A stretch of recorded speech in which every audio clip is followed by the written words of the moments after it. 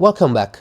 Now we need to talk about a common disease in online training, the interactive tool race.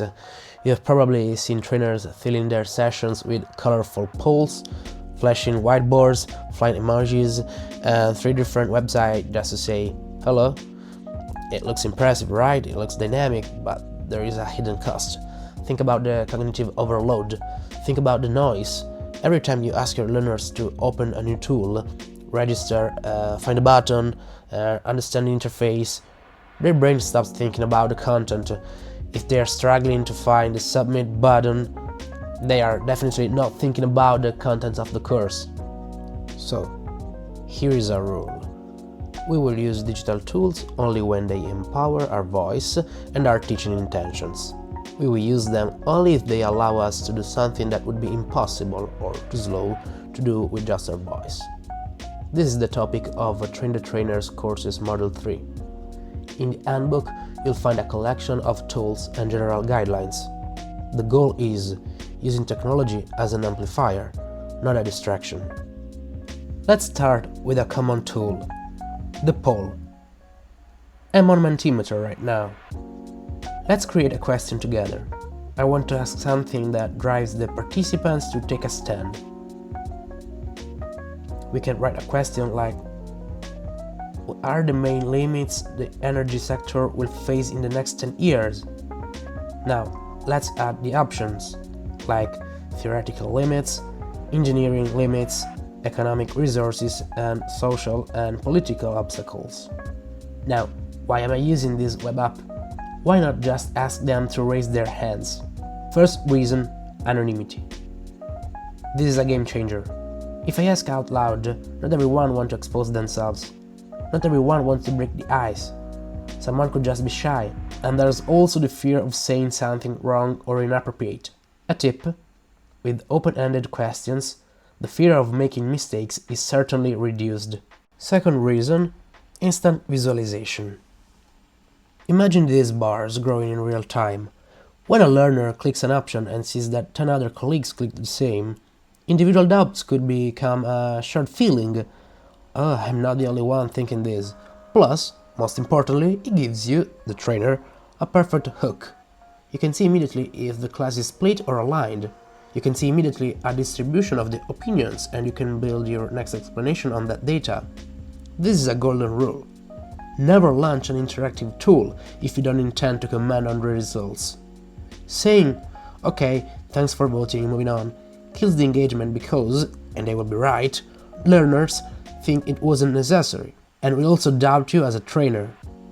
The data is there to open a discussion, not to close it. Look at the bars, ask someone to comment, ask why opinion B won over opinion A, make it count. However, don't use the poll for everything. I don't want a survey about something trivial like, are you listening?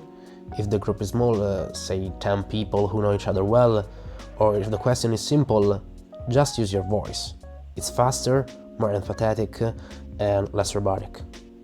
Now, let's move on to another type of technological implementation that helps facilitate teaching: breakout rooms. Considering teaching as me speaking and you listening is a naive view. Just listening is passive. In fact, everyone knows that before an exam you need to read, do exercises, and re-elaborate out loud. But it's also important to think deeply during the lesson because of cognitive activation, to enhance an early retention of key concepts and learning association, and to create a more supportive learning environment as well. The breakout room is the safe space where this happens. In the handbook, we suggest a range of cooperative learning techniques that can be used online, in main rooms, or in breakout rooms. One example is the technique called Think, Pair, Share. It's simple but effective. It works in 3 phases. Think. You give them 1 minute of silence, no typing, no talking, just thinking about the problem. Pair. You send them into breakout rooms in pairs or groups of 3, and they compare their ideas. Share. Everyone comes back to the main room and you ask for the best ideas, for the solutions or doubts that emerged. Why is this better than a plenary discussion? First, it overcomes shyness. Speaking to 3 colleagues is much easier than speaking to 30 people plus the instructor. Second, it activates peer learning. Often, another learner explains a concept to a colleague more effectively than you do, because they may share the same language and the same daily struggles. Surely, he is an expert in something better than you. Third, your role. While they are working, you are not on a coffee break. Or maybe you are, but you are also working. You should check the rooms anyway. Enter silently for a moment, listening without interrupting, and prepare the debriefing. Write down the interesting points you hear, so when they come back, you can say, I heard an interesting debate about blah blah blah. Click on breakout rooms. At this option, assign participants. If you're not able to find it, check the advanced settings. There's a section about breakout rooms. You can choose automatically if you want random mixing, great for networking, or manually if you want to create small groups of complementary profiles. And look at this, the timer. I'm setting this to 7 minutes. Why 7 and not 20? Because time pressure forces concreteness. If you give them 20 minutes, they will spend the first 10 talking about movies. If you give them 6, 7, they get straight to the point. Finally, the broadcast message. You can't be in every room at once, but you can guide them. You might send a message halfway through. You're halfway there, start converging on a single answer. This keeps the rhythm high and reminds them of the goal. We talked about surveys and breakout rooms, but we need to discuss the most versatile strategy, using no tools at all. Usually, less is more. We already mentioned cognitive overload. Technology shouldn't slow down or hinder quality learning time.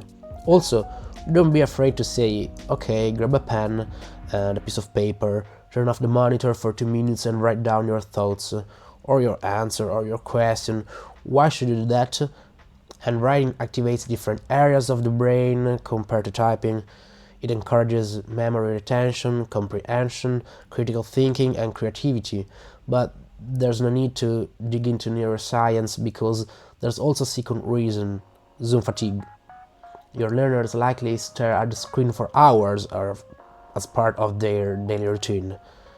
Giving them 2 minutes to look at the sheet of paper is a physical relief for their eyes and brain. Finally, worrying about rhythm. In the Train the Trainer's Toolkit, we talked about chunking, breaking the lesson into short sections, no longer than 15 minutes.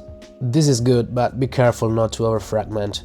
If you switch from slides to a poll, then to a whiteboard, then to a video, and then to a quiz every 5 minutes, you are not creating engagement, you are creating chaos, motion sickness. So, my advice, aim for maximum 2 or 3 significant state changes per hour involving interacting tools.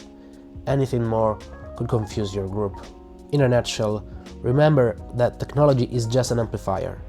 If your teaching design is weak, the tool will only amplify the noise. But if your design is solid, if you have clear objectives, then the tool will amplify the learning. Don't be afraid to explore, download the free version of these apps, find their limits, use them as complementary tools. Now that we have created interaction, how do we know if it worked? How do we verify learning without stressing our learners? In the next video, we will talk about assessment. See you in the next video.